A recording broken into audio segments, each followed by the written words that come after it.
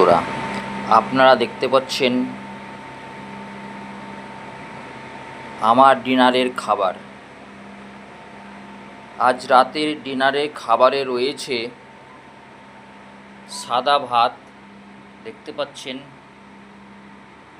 ভাত, সালাতের জন্য পেঁয়াজ, লেবুর আচার, দেখতে পাচ্ছেন লেবুর আচার, আর রয়েছে মসুরির ডাল, দেখতে পাচ্ছেন মসুরির ডাল, আর রয়েছে ডিমে আলুতে ঝোল, মশলা দিয়ে বেশি করে পেঁয়াজ দিয়ে ডিমে আলুতে ঝোল।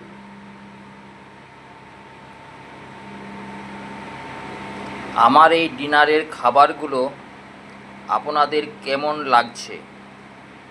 ভালো লাগলে অবশ্যই শেয়ার, লাইক করে জানাবে, কমেন্ট করবে।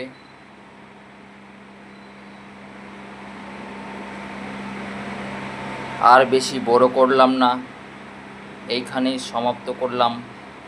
আপনারা ভালো থাকবেন, সুস্থ থাকবেন। ধন্যবাদ।